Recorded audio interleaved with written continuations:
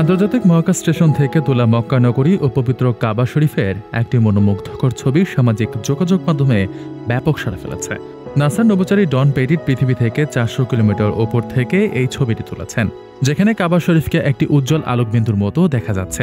সম্প্রতি নিজের চতুর্থ মহাকাশ মিশন শেষে এক্সে ছবিটি প্রকাশ করেছেন পেরিট।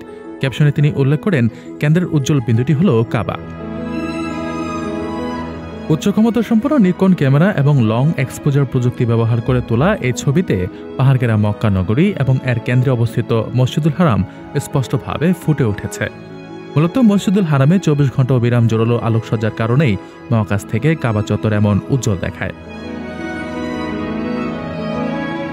ঘণ্টায় প্রায় ২৮,০০০ কিলোমিটার গতিতে আরব উপদ্বীপ অতিক্রম করার সময় পেরিট এই দৃশ্য ধারণ করেন। ছবিতে মক্কার পাহাড় ও সড়ক পথও দৃশ্যমান। মহাকাশ থেকে পৃথিবীর এমন আধ্যাত্মিক ও যান্ত্রিক সৌন্দর্যের মেলবন্ধন নেটিজেনদের মুগ্ধ করেছে। আপনার স্বপ্নগুলো আকাশ ছুবে প্রবাসীর হেলিকপ্টারের মাধ্যমে। বিয়ে, জন্মদিন অথবা যে কোনো বিশেষ প্রয়োজনে হেলিকপ্টার ভাড়া করতে যোগাযোগ করুন স্ক্রিনে দেয়া নাম্বারে। প্রবাসীর হেলিকপ্টার, নিরাপদ ও সাশ্রয়ী বাহনের বিশ্বস্ত নাম।